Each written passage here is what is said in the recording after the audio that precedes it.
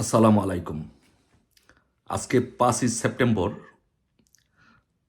আসুন আজকে আমরা দেখি যে এই ৩০ দিনে বাংলাদেশে সুদখোর ইউনূস এবং জঙ্গি সমন্বয়কদের ৩০ দিনের বাংলাদেশে কি পরিমাণ ধ্বংসযজ্ঞ করেছে এবং তাদের ৩০ দিনের ধ্বংসযাত্রা কেমন ছিল। আসুন এটি আমরা বিশ্লেষণ করে দেখি যে বাংলাদেশকে এই ৩০ দিনে সুদখোর ইউনূস এবং জঙ্গি সমন্বয়করা কোথায় নিয়ে গিয়েছে। আসুন আমরা দেখি। আমরা যদি এটি আলোচনা, এই ৩০ দিনেদের শাসন যদি আলোচনা করতে চাই তাহলে একটু পিছনে যেতে হবে। যে আপনারা জানেন যে এই কতিপয় নামদারি বৈষম্য বিরোধী ছাত্ররা যখন কোটা আন্দোলন করে সাধারণ ছাত্রছাত্রীদেরকে সাথে নিয়ে, তখন মাননীয় প্রধানমন্ত্রী নীতিগতভাবে এটি মেনে নিয়েছেন, বলেছেন যে আপনারা অপেক্ষা করুন, আপনাদের দাবি যৌক্তিকভাবে মেনে নেওয়া হবে এবং কোর্ট থেকে একটি রায় আসবে। কিন্তু এই ষড়যন্ত্রকারীরা ডক্টর ইউনূস গং এবং এই জঙ্গি সমন্বয়করা এই ছাত্রছাত্রীদের দাবি না মেনে সরকার উৎখাত এবং দেশকে ধ্বংস করার জন্য তারা পরিকল্পনা নিয়ে আগাতে থাকে, যার ফলে অনেকগুলো ছাত্রের কোমলমতি ছাত্রদের প্রাণ যায়। তাহলে যদি আমাদের প্রধানমন্ত্রী যে দাবি মেনে নিয়েছেন, সেই দাবি মেনে নেওয়ার পরে তারা যদি কোটা আন্দোলনের মধ্যে থাকতো, তাহলে আর একজন ছাত্রছাত্রীও মারা যেত না, একটি প্রাণও ঝরত না। তাহলে ওদের দেশ ধ্বংসের নীল নকশার কারণে এই ছাত্রছাত্রীগুলো মারা গিয়েছে। তাহলে 5ই আগস্ট পর্যন্ত যত ছাত্রছাত্রী মারা গিয়েছে, এর জন্য দায়ী হচ্ছে এই বৈষম্য বিরোধী ছাত্র আন্দোলনের সমন্বয়কারীরা এবং পরিকল্পনাকারী হিসেবে ডক্টর ইউনূস এবং আসিফ নজরুল। তারপরে আসেন 5ই আগস্টের পরবর্তী 30 দিনে এই সুদখোর ইউনূস এবং জঙ্গি বৈষম্য বিরোধী ছাত্র আন্দোলনের সমন্বয়কদের নেতৃত্বে এই 30 দিনের দেশ কেমন ছিল। এই 30 দিনে দেখেন প্রায় 50 লক্ষ আওয়ামী লীগের নেতা কর্মীর বাড়িতে আগুন দিয়ে লুটপাট করা হয়েছে। তাহলে আগুন দিয়ে যে আওয়ামী লীগের নেতাকর্মী বাড়িঘর আগুন দেওয়া হয়েছে আওয়ামী লীগের নেতাকর্মীর বাড়িঘরে, এগুলো তো ধ্বংস হয়ে গেছে, এগুলো তো দেশের সম্পদ। সে আওয়ামী লীগ করতে পারে, আওয়ামী লীগের সাপোর্টার হতে পারে, নেতাকর্মী হতে পারে, বাট এগুলো দেশের সম্পদ। তাহলে 50 লক্ষ বাড়িঘর আগুন দিয়ে লুটপাট করে ধ্বংস করে দেওয়া হয়েছে। তারপরে আসেন যে পুলিশে কতজন পুলিশ হত্যা করা হয়েছে, এটার কোনো সঠিক তথ্য আমাদের কাছে নাই। অসংখ্য, শুধু একটি থানার মধ্যে 13 জন পুলিশকে আগুন দিয়ে হত্যা করা হয়েছে। তাহলে চিন্তা করেন যে কত পরিমাণ পুলিশ, অগণিত পুলিশকে আগুন দিয়ে জ্বালিয়ে পুড়িয়ে হত্যা করে দেওয়া হয়েছে।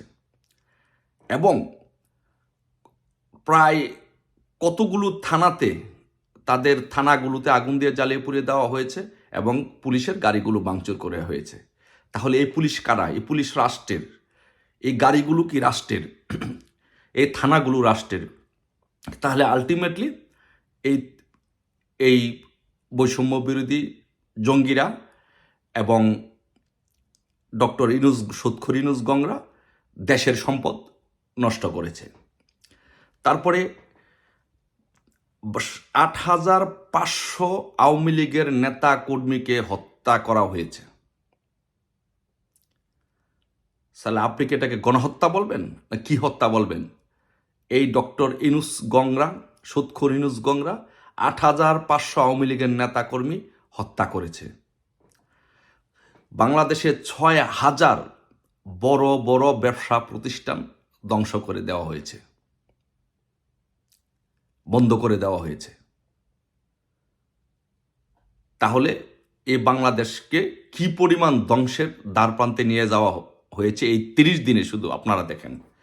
তারপরে গাজী ফ্যাক্টরি এবং প্রাণ ফ্যাক্টরিতে আগুন দিয়ে এটি একবার জ্বালিয়ে পুড়িয়ে দেওয়া হয়েছে। এখানে কয়েক লক্ষ শ্রমিকের কর্মসংস্থানের ব্যবস্থা ছিল, পরিবারের ব্যবস্থা ছিল। এখানে কতগুলো মানুষকে আগুন দিয়ে জ্বালিয়ে পুড়িয়ে দেওয়া, হত্যা করা হয়েছে। আপনারা একবার চিন্তা করে দেখেন, এই মানুষগুলো, এই পরিবারগুলোর জীবন আজকে বিপন্ন। আজকে কয়েক লক্ষ শ্রমিককে বেকার করে দেওয়া হয়েছে।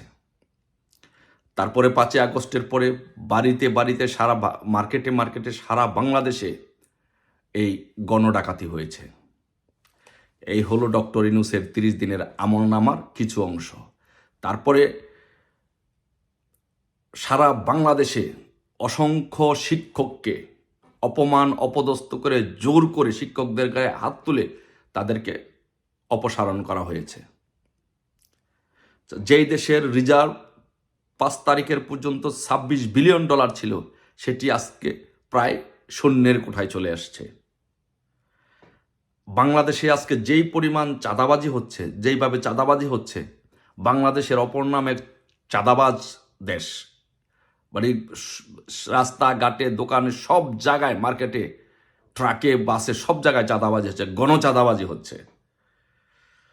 তারপরে আরেকটি বিষয় হচ্ছে যে পৃথিবীর বিভিন্ন দেশে আমাদের দেশ থেকে স্টুডেন্ট ভিসা, ভিজিট ভিসা, বিভিন্ন ভিসায় যাওয়া হতো, কর্মসংস্থানের জন্য যাওয়া হতো।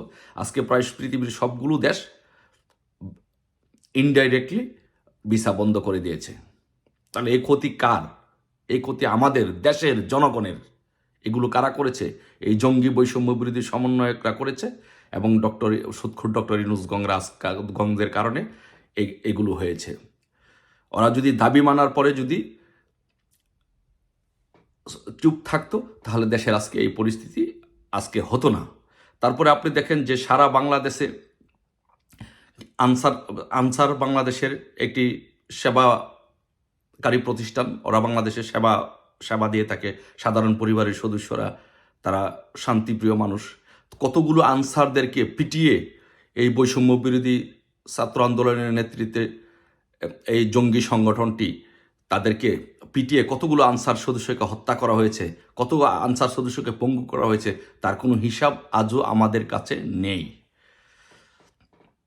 তারপরে আপনি দেখেন যে সবচেয়ে বড় বিষয় হচ্ছে যে বাংলাদেশকে আজকে যুক্তরাষ্ট্র লাল তালিকাভুক্ত করেছে। এর দায় কার? এর দায় হচ্ছে সুৎখুর ইউনূস এবং এই বৈষম্য বিরোধী ছাত্র আন্দোলনের সমন্বয়কদের। এর দায় তাদের জন্য আজকে বাংলাদেশ যুক্তরাষ্ট্রের লাল তালিকাভুক্ত। তারপরে মামলার কথা, হামলার কথা যদি বলেন, যে বাংলাদেশে মামলা এমন একটি পর্যায়ে গিয়েছে যে কত লক্ষ বাংলাদেশে মামলা, 18 কোটি দেশে কত কোটি মামলা, সেটাই এই দেশের মানুষ জানে না। সাকিব আল হাসান কানাডা থেকে সাকিব আল হাসান বাংলাদেশে বল করে, আর সেই বলে আঘাতপ্রাপ্ত হয়ে গার্মেন্টস কর্মী মারা যায়, আর সাকিব আল হাসান কানাডা থেকে আসামি হয়। এ হচ্ছে বাংলাদেশে আজকে মামলার অবস্থা।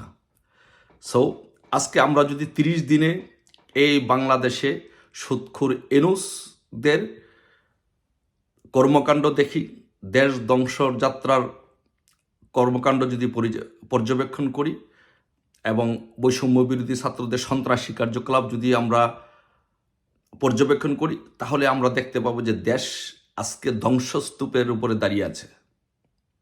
দেশ আজকে আগুনের উপরে দাঁড়িয়ে আছে। দেশ আজকে আগুনের ছায়ের উপরে দাঁড়িয়ে আছে।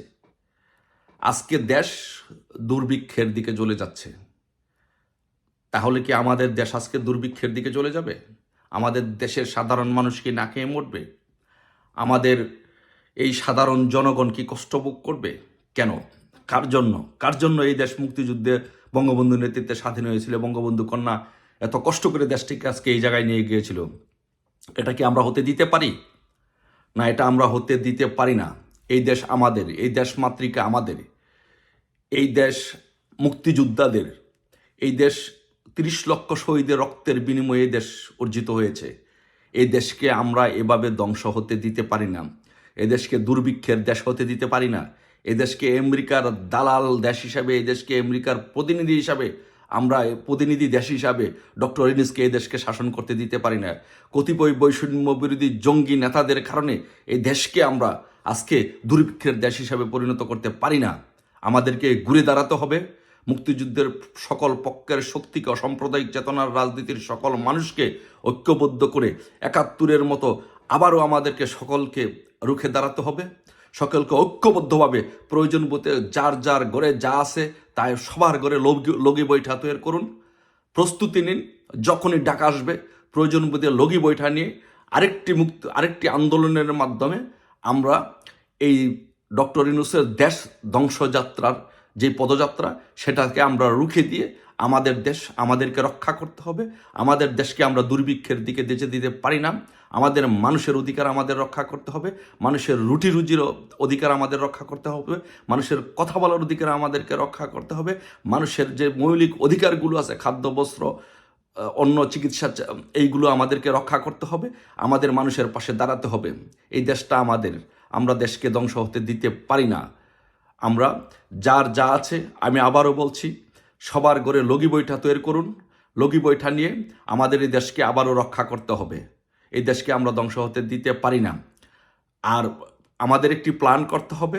ডক্টর ইউনূস এই দেশকে, সুদখোরি নিয়ে এই দেশকে ধ্বংস করেছে, এবং এই যে কতিপয় সমন্বয়কারী তারা ষড়যন্ত্র করে এই দেশ ধ্বংস করেছে, তারা যেন কোথাও পালাতে না পারে, সেই জন্য আমাদের বাংলাদেশের এয়ারপোর্ট সহ বিভিন্ন জায়গাতে তারা যেন দেশ থেকে পালাতে না পারে আমাদের পাহারা বসাতে হবে। তাদেরকে বাংলাদেশের মাটিতে বিচার করতে হবে এবং আমাদের দেশ পুনরুদ্ধার করে আমাদের মাননীয় প্রধানমন্ত্রী দেশরত্ন শেখ হাসিনা, এই দেশের প্রধানমন্ত্রী, নির্বাচিত প্রধানমন্ত্রী, সাংবিধানিকভাবে এখনও এই দেশের শেখ হাসিনা প্রধানমন্ত্রী, এবং যে পার্লামেন্ট আছে সেই পার্লামেন্টের প্রত্যেকটি পার্লামেন্ট মেম্বার এখনও দেশের পার্লামেন্ট মেম্বার।